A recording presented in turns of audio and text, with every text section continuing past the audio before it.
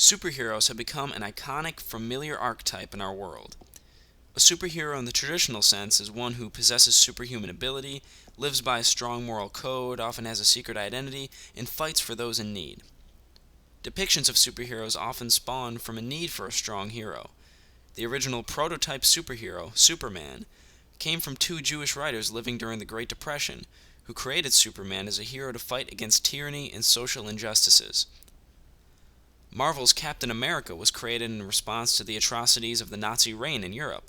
The cover of Captain America's first issue represented the feelings and wishes of Marvel's writers and the American people. A hero personifying American justice, busting into Nazi quarters and bashing Adolf Hitler right in the face. Yeah, right in the face. Captain America's arch-enemy is the Red Skull, a ruthless Nazi villain who personified Nazi terror. Such black and white depictions of good versus evil seem less and less prevalent as comics evolved, and a similar change has occurred in superhero movies over the years. The line between good and evil has become more and more blurred. Superheroes have also been created as people who, although gifted with incredible abilities, deal with common struggles, becoming characters for us to relate to, feel for, and learn from. The X-Men are a very good example of this. They're mutants, born different from the rest of society and alienated for that very reason. The X-Men were written to be allegorized with minority groups such as African Americans, Jews, gay and lesbian people, and anyone unjustly persecuted for being different. Such humanizing has continued to progress, resulting in a rich medium filled with heroes of remarkable bravery yet troubling faults, and villains with relatable pain yet capable of despicable terror. Again, this is a pattern also present in superhero movies, as they've become more and more grounded and human. These changes in superhero movies mean several things for the realm of film, as well as for all the people who watch these movies. But I'm getting a bit ahead of myself here, so let's just go and take a look back at the beginning of superheroes in movies. Now, just a quick note.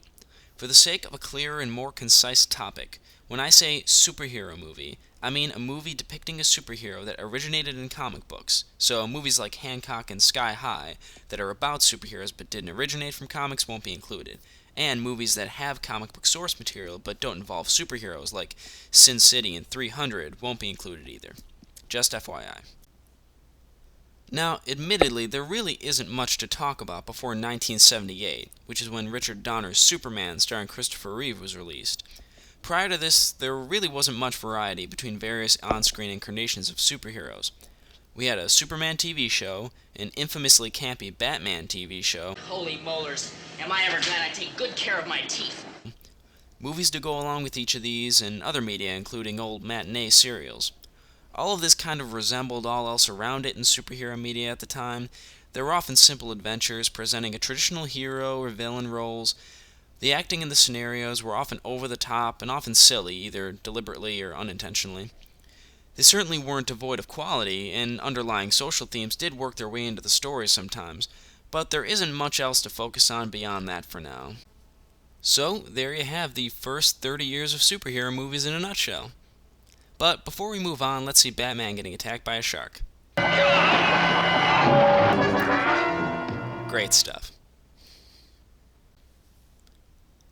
So now let's move on to 1978, and what I consider to be the beginning of the modern superhero movie, Richard Donner's Superman. This movie does have a somewhat traditional good and evil roles for our hero and villain, but there's more charm, depth, and character than nearly any superhero film before, not to mention the production size and quality was among the very best of any movie at the time.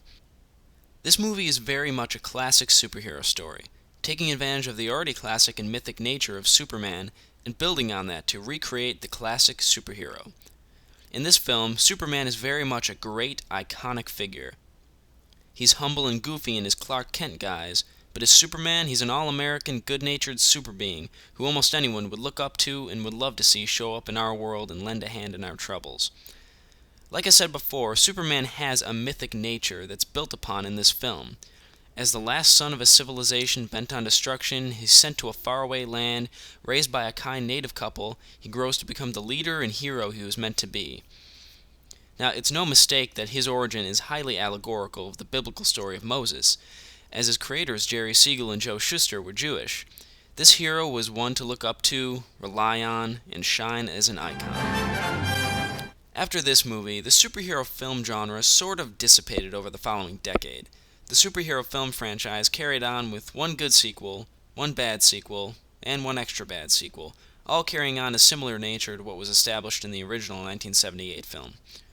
One or two other superhero movies popped up, like Flash Gordon and Supergirl, but overall, superhero films changed little and grew worse and less prevalent over the following decade. But in 1989, the superhero film would be reinvented and brought back to the forefront. Like Superman before it, the story was classic, the hero was mythic, and the villain was malicious. But this time around, the bright shining icon was replaced by a dark avenger. The tone was now moody and atmospheric, and the villain went from being greedy and selfish to twisted and sadistic. And he's still pretty selfish. What do you want? My face on the $1 bill. This, of course, was Tim Burton's Batman. This was a movie that can be seen as a progression to how superhero movies are now. Superman had its overall vibrant, bustling world full of subtle humor and charm, and Batman is on the other side of the coin, with a dark and stylish world full of its own quirks and character. Lights out! Now you want to get nuts? Come on! Let's get nuts. It still retains the stylish and removed from reality fiction of Superman, but it's far darker and edgier. Jack Nicholson's Joker is very evil and unfeeling, as well as humorously self-obsessed. He stole my balloons! The hero is a little more grounded, shown to be secluded and dealing with some pain from his past, but the film still doesn't dabble in any kind of serious or complicated morality. Or not that it needs to, what it does here works perfectly for the story that's being told. He's closer to human, but he's still iconic. Batman made superheroes and movies big again, and ushered in a second new era of the modern superhero film. In the years after, some more diverse and strong superhero films would follow in Batman's wake. Although similar to the era that Superman started, it would eventually fade into crappiness. Batman returned with Batman Returns, a good film that was actually darker, more violent, and let's say more Tim Burton-y than the original Batman. It portrayed its main characters as more outcasts than before, and characters like Catwoman and especially the Penguin, who's more of a confused misfit than a supervillain, and of course Batman himself.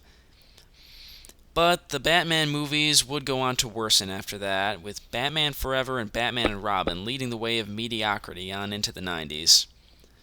The Batman movies somehow moved back towards the silly camp of the 1960s TV show.